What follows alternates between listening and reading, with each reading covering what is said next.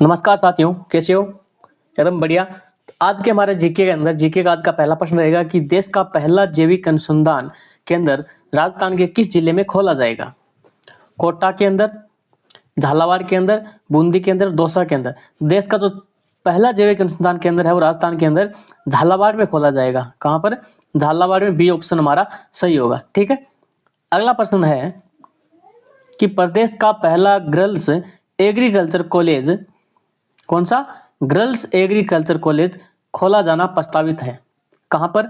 अजमेर के अंदर, कोटा में, सीकर में या फिर बारा में? तो साथियों डी ऑप्शन हमारा सही होगा। कहाँ पर?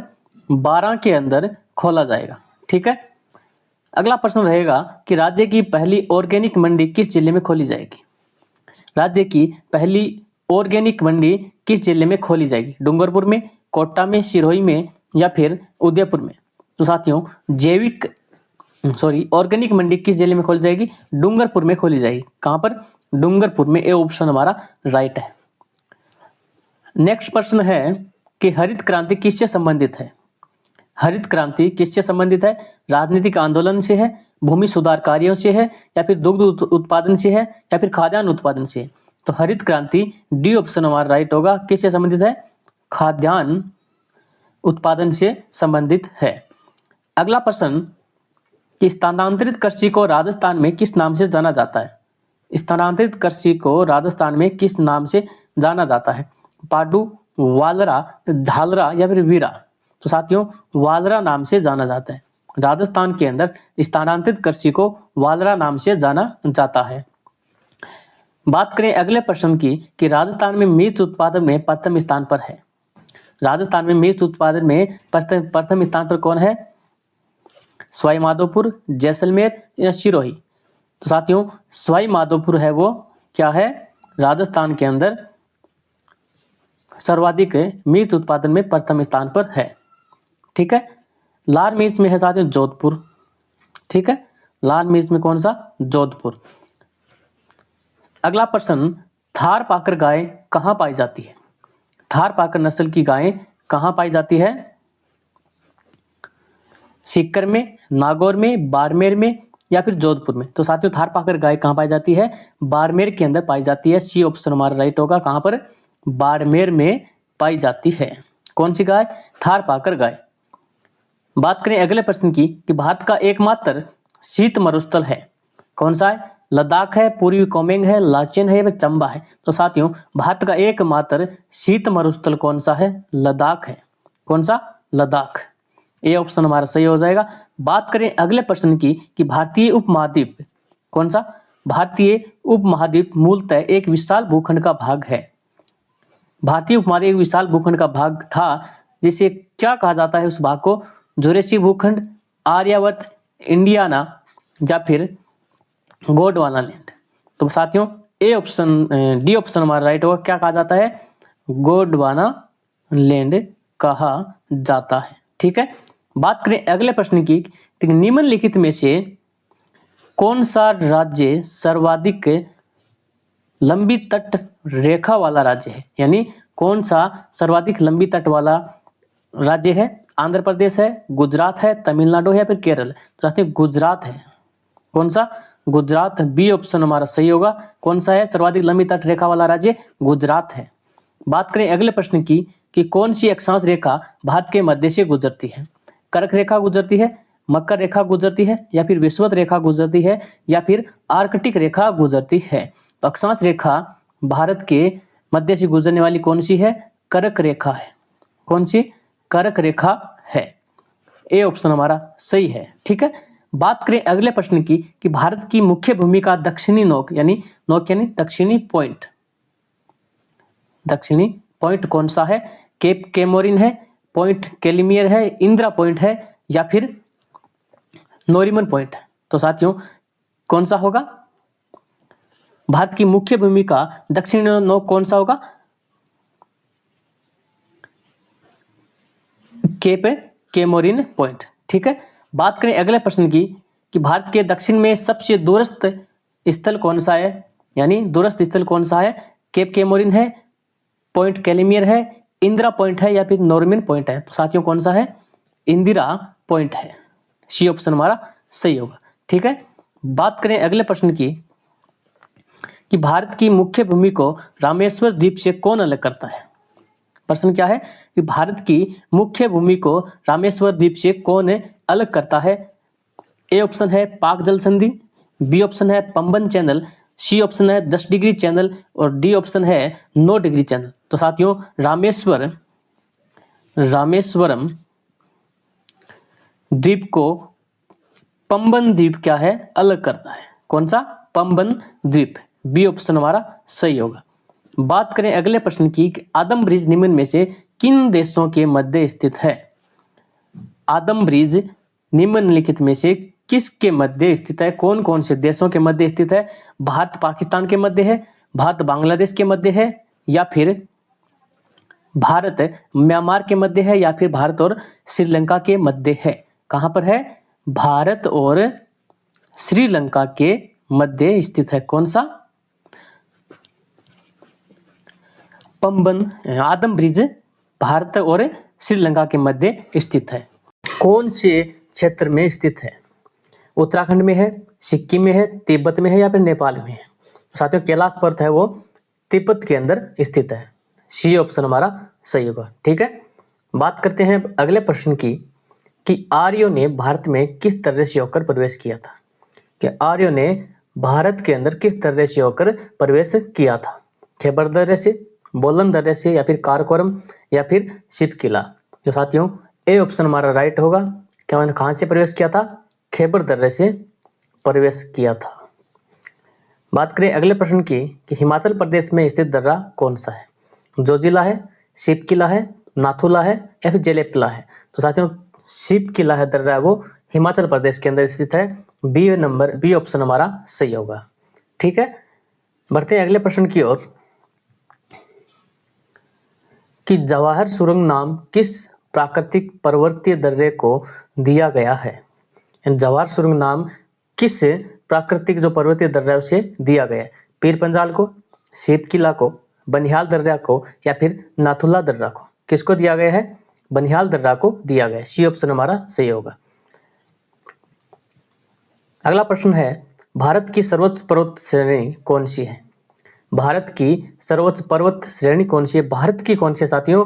सबसे सर्वोच्च है वो गोडविन ऑस्टिन। कौन सी? Godwin Austen. ए ऑप्शन हमारा सही होगा। बात करें अगले प्रश्न की कि हिमालय की उत्पत्ति किस भूसंनति से हुई है। हिमालय की उत्पत्ति किस भूसंनति से हुई है? इंडो ब्रह्मा से, शिवालिक से, या फिर टेथिस सागर से, या फिर गोदावरी से। कहां से हुई साथियों? वो भूसंनति कौन सी है? टेथिस सागर, टेथिस है। ठीक है, सी ऑप्शन हमारा सही होगा। बात करें अगले प्रश्न की 7 नंबर हमारा प्रश्न रहेगा कि काराकोरम पर्वत श्रेणी का पूर्व नाम क्या है। यानी काराकोरम जो पर्वत श्रेणी है उसका पूर्व नाम क्या है? केटू श्रेणी है, कृष्णगिरी है, सागर माता है, या फिर राकापोशी है। साथियों क्या है? बी ऑप्शन हमारा राइट होगा। काराकोरम श्रेणी को हम कृष्णगिरी भी कहते हैं। अगला प्रश्न है नाथुला दर्रा किस राज्य में स्थित है। नाथुला दर्रा किस राज्य में स्थित है? हिमाचल प्रदेश, अरुणाचल प्रदेश, मध्य प्रदेश, या फिर सिक्किम। नाथुला दर्रा साथियों सिक्किम के अंदर। डी ऑप्शन हमारा सही होगा। ठीक है, बढ़ते हैं अगले प्रश्न की ओर कि जम्मू से श्रीनगर का मार्ग किस तरह से होकर गुजरता है। यानी जम्मू और श्रीनगर को जोड़ने वाला दर्रा कौन सा है, या फिर जम्मू से श्रीनगर जाते हैं तो किस दर्रे से होकर गुजरता है। कौन सा है? जोजिला दर्रा है, बुर्जिल दर्रा है, बनिहाल दर्रा है, या फिर पीर पंजाल दर्रा है। कौन सा है? बनिहाल दर्रा साथियों। कौन सा? बनिहाल दर्रा। सी ऑप्शन हमारा सही होगा। बात करें अगले प्रश्न की कि भारत किस गोलार्ध में स्थित है। 10 नंबर प्रश्न है भारत किस गोलार्ध में स्थित है। उत्तरी पूर्वी गोलार्ध में है, या फिर दक्षिण पूर्वी, उत्तरी पश्चिमी, या फिर उत्तरी दक्षिणी। तो साथियों उत्तरी पूर्वी गोलार्ध में भारत स्थित है। उत्तरी पूर्वी गोलार्ध। ठीक है, बात करें अगले प्रश्न की कि शिव समुद्रम किस नदी द्वारा बनाया गया द्वीप है।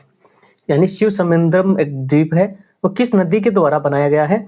गंगा नदी के द्वारा, गोदावरी नदी के द्वारा, कृष्णा नदी के द्वारा, या फिर कावेरी नदी के द्वारा। तो साथियों डी ऑप्शन हमारा क्या है? सही है। कावेरी नदी के द्वारा शिव समुद्रम द्वीप है वो बनाया गया है। बात करें 12 नंबर प्रश्न की कि भारत की उत्तरी सीमा पर स्थित पर्वत है। अरावली है, हिमालय है, नीलगिरी है, या मैकाल है। तो साथियों उत्तर के अंदर क्या है? उत्तरी दिशा में यानी उत्तरी सीमा पर स्थित पर्वत कौन सा है? हिमालय है। बी ऑप्शन हमारा सही होगा। बात करें अगले प्रश्न की कि गंगा एवं ब्रह्मपुत्र की संयुक्त जलधारा किस नाम से जानी जाती है? यानी गंगा एवं ब्रह्मपुत्र की संयुक्त जो जलधारा है वो किस नाम से जानी जाती है? किस नाम से जानी जाती है? पद्मा जानी जाती है, जमुना से, या फिर मेघना नाम से, या फिर सांगपो नाम से? किस नाम से जानी जाती है? मेघना नाम से जानी जाती है। सी ऑप्शन हमारा सही होगा। बात करें अगले प्रश्न की कि साबरमती नदी किस शहर के किनारे स्थित है? या फिर किस शहर के किनारे से होकर साबरमती नदी गुजरती है, या फिर किस शहर के किनारे साबरमती नदी बहती है? तो ऑप्शन रहेगा मुंबई, अहमदाबाद, हैदराबाद या फिर विजयवाड़ा। तो बी ऑप्शन हमारा राइट होगा। किससे? अहमदाबाद से। अहमदाबाद। बात करें अगले प्रश्न की, अयोध्या किस नदी तट पर स्थित है? यानी अयोध्या है वो किस नदी तट पर स्थित है? किस नदी के किनारे स्थित है? फल्गु, गंगा, सरयू या फिर यमुना? किस नदी के किनारे है? सरयू नदी के किनारे है। सी ऑप्शन हमारा राइट होगा। बात करें अगले प्रश्न की कि राज्य की कामधेनु किसे कहा जाता है? यानी राजस्थान के अंदर, राजस्थान में किसको कामधेनु की कहा जाता है? राठी गाय को, या फिर गिर गाय को, या फिर थारपाकर गाय, या फिर हरियाणवी गाय? तो साथियों इस क्वेश्चन का हमारा आंसर सी होगा, 1 नंबर, यानी राठी गाय को कामधेनु कहते हैं। ठीक है। बात करें अगले प्रश्न की कि सालिम सिंह की हवेली स्थित है, किस जिले में स्थित है सालिम सिंह की हवेली? बीकानेर, चूरू, सीकर, जैसलमेर? तो डी ऑप्शन हमारा राइट होगा। किसमें है? जैसलमेर के अंदर है। बात करें अगले प्रश्न की कि हरि केली नाटक के रचयिता कौन है? हरि केली नाटक के रचयिता कौन है? विग्रहराज चतुर्थ है, पृथ्वीराज तृतीय है, चंदा बरदाई है, फिर बाण भट्ट है? तो ए ऑप्शन हमारा राइट होगा। विग्रहराज चतुर्थ है वो हरि केली नाटक के रचयिता है। बात करें अगले प्रश्न की कि बम नृत्य कहाँ का प्रसिद्ध है? बम नृत्य जालौर का है, अलवर भरतपुर का है, या फिर डूंगरपुर बांसवाड़ा, या फिर शेखावाटी का? तो साथियों बम नृत्य है वो अलवर और भरतपुर का प्रसिद्ध है। बी ऑप्शन हमारा राइट हो जाएगा। बात करें अगले प्रश्न की कि पशु पक्षियों की चित्रशैली किसे कहा जाता है? पशु पक्षियों की चित्रशैली किसे कहा जाता है? पशु पक्षियों की चित्रशैली के अंदर जो दर्शाया जाता है, पशु पक्षियों का चित्रांकन किया हुआ किस शैली के अंदर है? मारवाड़ के अंदर है, अलवर, हाड़ौती या फिर बूंदी? बूंदी जो चित्रशैली है वहां पर पशु पक्षियों की चित्रशैली यही कहा जाता है, बूंदी चित्रशैली को ही। ठीक है। बात करें अगले प्रश्न की कि रक्षाबंधन का त्योहार कब मनाया जाता है? कब मनाया जाता है? श्रावण मास पूर्णिमा को, भाद्रपद शुक्ल तृतीया को, या फिर श्रावण अमावस्या को, या फिर श्रावण को? कब मनाया जाता है? ए ऑप्शन हमारा राइट होगा। श्रावण मास पूर्णिमा को मनाया जाता है। बात करें अगले प्रश्न की कि राजस्थान में वन्य जीव अभयारण्य कितने हैं? राजस्थान के अंदर वन्य जीव अभयारण्य कितने हैं? 26 है, 27 है, 34 है, या फिर 33 है? तो कितने साथियों? 27 है। कितने? 27 राजस्थान में वन्य जीव अभयारण्य है। बात करें अगले प्रश्न की कि राजस्थान का कौन सा राष्ट्रीय उद्यान क्षेत्रफल में सबसे बड़ा है? राजस्थान का कौन सा राष्ट्रीय उद्यान ऐसा है जो क्षेत्रफल के अंदर सबसे बड़ा है? कौन सा है? रणथंभौर राष्ट्रीय उद्यान, या फिर राष्ट्रीय मरु उद्यान, सरिस्का राष्ट्रीय उद्यान, मुकुंदा हिल्स राष्ट्रीय उद्यान? इस क्वेश्चन का आंसर आप लोग दोगे, कमेंट में करो। ए ऑप्शन सी होगा, बी होगा, सी होगा, फिर डी होगा। राजस्थान का कौन सा राष्ट्रीय उद्यान क्षेत्रफल में सबसे बड़ा है? यह क्वेश्चन है आपके लिए। ठीक है। बात करें अगले प्रश्न की, गरीब की गाय उपनाम से प्रसिद्ध है, यानी गरीब की गाय किसी पशु को कहा जाता है? भैंस को, भेड़ को, बकरी को, या फिर सभी? साथियों सी ऑप्शन हमारा राइट होगा। किसको कहा जाता है? गरीब की गाय बकरी को कहा जाता है। बात करें अगले प्रश्न की कि राजस्थान में सबसे छोटा राष्ट्रीय राजमार्ग कौन सा है? राजस्थान में सबसे छोटा राष्ट्रीय राजमार्ग कौन सा है? NH71B है, NH11A है, NH79 है, या फिर NH11 है? कौन सा है? NH71B सबसे छोटा राष्ट्रीय राजमार्ग है। ठीक है साथियों।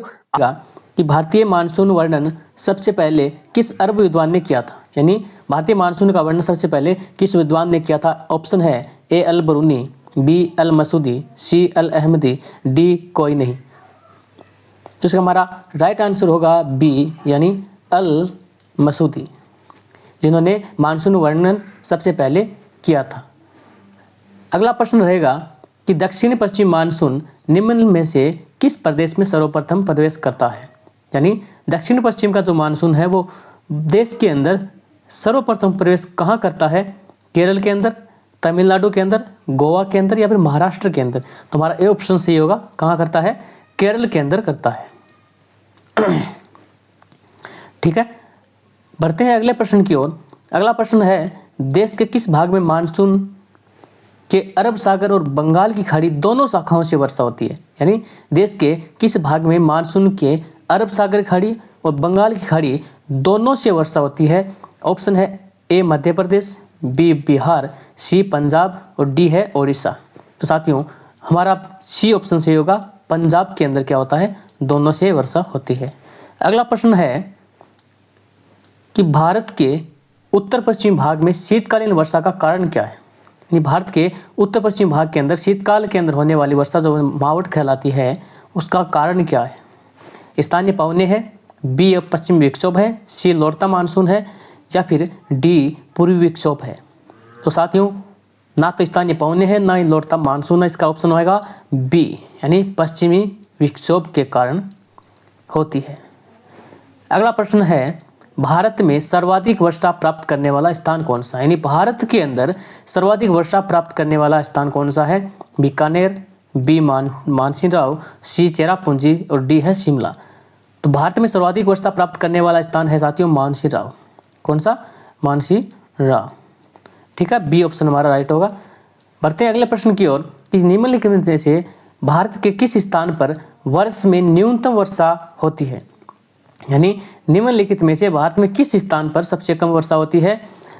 ए है जोधपुर, बी है नई दिल्ली, सी है बेंगलुरु और डी है लेह है। तो साथियों भारत के अंदर न्यूनतम वर्षा डी यानी लेह के अंदर है। चलिए बढ़ते हैं अगले प्रश्न की ओर। अगला प्रश्न है, भारत में उचित पारिस्थितिक तंत्र जो संतुलन बनाए रखने के लिए कितनी भूमि वनाच्छादित होने की सिफारिश की गई है? यानी भारत के अंदर जो उचित पारिस्थितिक संतुलन है वो बनाए रखने के लिए कितना % भूमि पर वन होने चाहिए, यानी होने की सिफारिश की गई है? 25%, 27%, 33% या फिर 47%? तो साथियों सी ऑप्शन हमारा राइट होगा, 33% पर वन होने चाहिए। बढ़ते हैं अगले प्रश्न की ओर। अगला प्रश्न है, केंद्र सरकार द्वारा नई वन नीति की घोषणा किस वर्ष की गई थी? केंद्र सरकार के द्वारा नई वन नीति घोषणा 1970, बी 1981, सी 1988 और डी 1991। साथियों सी ऑप्शन हमारा राइट है, कब? 1988 के अंदर। बात करें अगले प्रश्न की कि भारतीय वन सर्वेक्षण विभाग का मुख्यालय कहाँ है? भारतीय वन सर्वेक्षण विभाग का मुख्यालय कहाँ है? ए ऑप्शन है नई दिल्ली, बी ऑप्शन है देहरादून, सी ऑप्शन है नागपुर और डी ऑप्शन है भोपाल। तो बी ऑप्शन हमारा क्या है? सही। क्या है? देहरादून। ओके, बढ़ते हैं अगले प्रश्न की ओर। अगला प्रश्न है, वन अनुसंधान संस्थान कहाँ स्थित है? वन अनुसंधान संस्थान कहाँ स्थित है? देहरादून के अंदर साथियों, ए ऑप्शन हमारा राइट है। अगला प्रश्न है, राष्ट्रीय पर्यावरण शोध संस्थान कहाँ स्थित है? राष्ट्रीय पर्यावरण शोध संस्थान कहाँ स्थित है? A option Bhopal, B Nagpur, C Dehradun और डी जोधपुर। तो राष्ट्रीय पर्यावरण शोध संस्थान कहाँ है साथियों? नागपुर के अंदर है, नागपुर। बी ऑप्शन हमारा सही है। अगला प्रश्न है, शुष्क वन अनुसंधान संस्थान कहाँ स्थित है? शुष्क वन अनुसंधान संस्थान कहाँ है? ऑप्शन है ए देहरादून, बी जयपुर, सी अहमदाबाद और डी जोधपुर। तो जोधपुर के अंदर है, डी ऑप्शन हमारा राइट है। ठीक है, अगला प्रश्न है, विश्व में सर्वाधिक वर्षा मानसीराव में होने का कारण क्या है? यानी विश्व में सर्वाधिक वर्षा मानसीराव क्षेत्र में होती है, तो इसका प्रमुख कारण क्या है? ए ऑप्शन है यहाँ की पहाड़ियाँ केपाकार आकृति में है इसलिए, बी ऑप्शन है यहाँ पर सदा निम्न दाब रहता है इसलिए, सी ऑप्शन है यहाँ पर सदा उच्च दाब बना रहता है इसलिए, या फिर डी ऑप्शन है काफ़ी सघन वनस्पति होने के कारण। तो साथियों इसका ए ऑप्शन हमारा राइट होगा, क्योंकि यहाँ की जो पहाड़ियाँ हैं वो कीपाकार आकृति में है। ठीक है, बढ़ते हैं अगले प्रश्न की ओर। अगला प्रश्न है, पद्मावत किसने लिखा? पद्मावत किसने लिखा था? Option A Chandbardai, B Malik Muhammad Jayasi, C Suryamal Mishran, D Mohammad Nancy. तो इसका सही आंसर क्या होगा? मलिक मोहम्मद जायसी। बी ऑप्शन हमारा राइट होगा, मलिक मोहम्मद जायसी ने पद्मावत ग्रंथ की रचना की थी, लिखा था।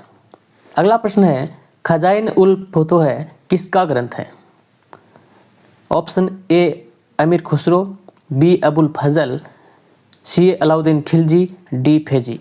तो साथियों किन्होंने लिखा था, किनका ग्रंथ है ये? अमीर खुसरो का ग्रंथ है। ए ऑप्शन हमारा राइट। ठीक है, अगला प्रश्न है, मेवाड़ के उद्धारक के रूप में किसे जाना जाता है? यानी मेवाड़ के उद्धारक के रूप में किसे जाना जाता है? Option A Ratan Singh, B Rana Lakha, C Rana Hamir, D Rana Sanga. तो साथियों राणा हमीर को क्या मानते हैं हम? मेवाड़ के उद्धारक के रूप में जाना जाता है। अगला प्रश्न है, पिछोला जेल किसके काल में बनी थी? पिछोला जेल किसके शासनकाल में बनी थी? Option A Rana Lakha, B Rana Kumbha, C Rana Mokal, D जयतर Singh. तो राणा लाखा के समय बनी थी। कब बनी? राणा लाखा के समय बनी। ए ऑप्शन हमारा सही होगा। अगला प्रश्न है, हिंदूपथ की उपाधि किस शासक की थी? हिंदूपथ की उपाधि किस शासक की थी?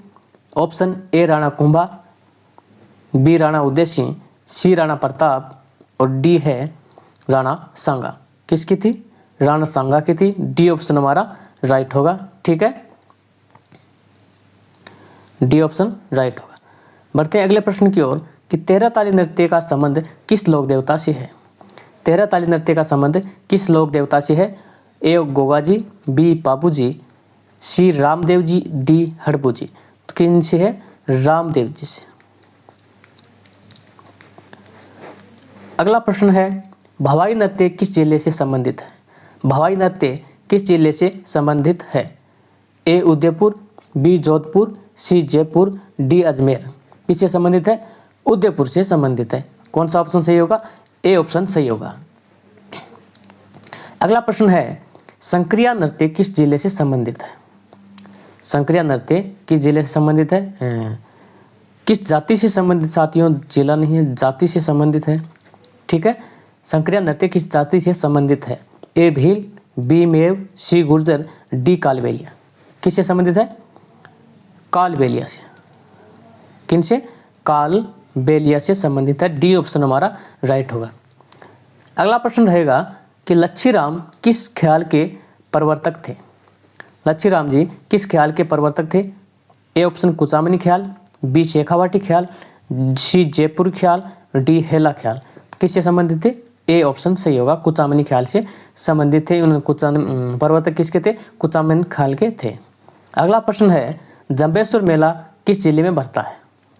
ए option Kota, B option Karauli, C option Bikaner और डी है जयपुर। जंबेश्वर मेला साथियों बीकानेर के अंदर। ठीक है, ए सी ऑप्शन हमारा राइट होगा।